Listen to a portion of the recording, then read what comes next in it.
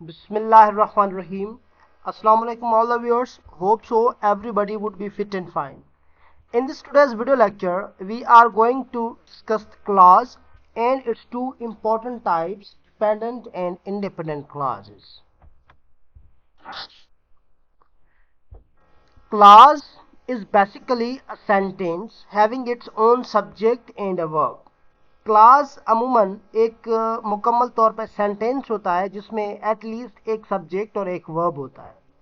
Look at the example, Philippa got married last week. Philippa is used as a subject, got verb.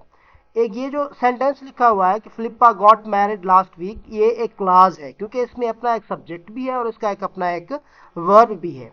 तो एक ऐसा sentence जिसमें एक subject भी हो और उसी के साथ वर्ब भी हो, तो उस सेंटेंस को हम क्लास कहेंगे. क्लास के अमूमन दो टाइप्स होते हैं, independent class and dependent class.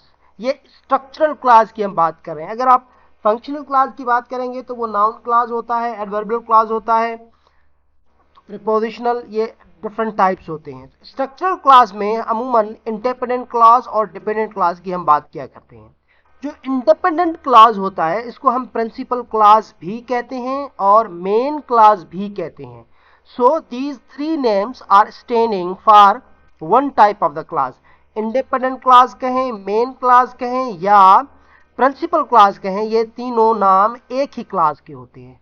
So we can define independent clause in such a way that it has its own sentence. Independent clause is a type of clause having its own subject and verb. A type of clause that can stand on its own as a simple sentence. मतलब कि independent clause इस तरह का clause होता है जो मुकम्मल तौर पे मीनिंग दे और वो किसी दूसरे क्लास पे डिपेंड ना करे, इसमें अपना एक सब्जेक्ट हो और अपना एक वर्ब हो. I watched a movie. I watched a movie, I subject हो गया, वॉच्ड वर्ब हो गया. But I got bored immediately. इसमें जो सेंटेंस का सेकेंड पार्ट है वो भी इंडिपेंडेंट क्लास है. अगर आप देखें कि आई गॉट बोर्ड इमीडिएटली, ये अपनी मीनिंग कंप्लीट करने के लिए सेंटेंस के फर्स्ट पार्ट पे मुकम्मल तौर पे डिपेंड नहीं कर रहा. सो ऐसा सेंटेंस जो अपनी मीनिंग कंप्लीट करने के लिए किसी दूसरे क्लास या दूसरे सेंटेंस पर डिपेंड ना करे, उसे हम कहते हैं इंडिपेंडेंट क्लास, मेन क्लास या प्रिंसिपल क्लास. दूसरा होता है डिपेंडेंट क्लास. डिपेंडेंट क्लास को हम सब ऑर्डिनेट क्लास भी कहते हैं. सो डिपेंडेंट क्लास का मतलब ही यही होता है जो दूसरे क्लास पे डिपेंड करे. Type of class that can not stand on its own as a complete sentence. Every sentence with a dependent clause should have an independent clause. इसका मतलब ये है कि जो डिपेंडेंट क्लास होता है वो सेंटेंस की मीनिंग को कंप्लीट करने के लिए किसी दूसरे क्लास पे डिपेंड करता है. सो dependent class should have an independent class.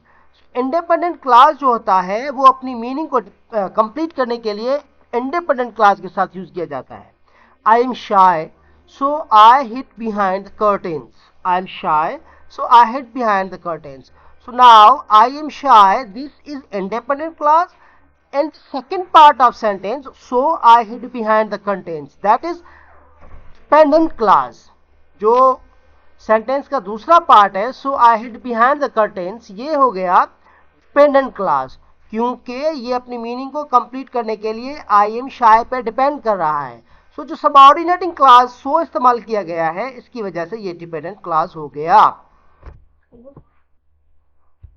Now see independent class and dependent class. Look at the examples. Jane ate pasta because she was hungry. Jane ate pasta is independent clause because it is complete in its sense and meaning. Because she was hungry, we have added because she was hungry. She was hungry because she was hungry. अगर आप इस sentence की meaning निकालेंगे because she was hungry, it is giving us incomplete meaning. तो meaning को complete करने के लिए हमने लाजमी तौर पे इसके फर्स्ट पार्ट में कोई और सेंटेंस ऐड करना है, जैसा कि जेन एट पास्ता ऐड किया गया है ताकि इसकी मीनिंग कंप्लीट हो जाए. ओके, अल्लाह हाफिज.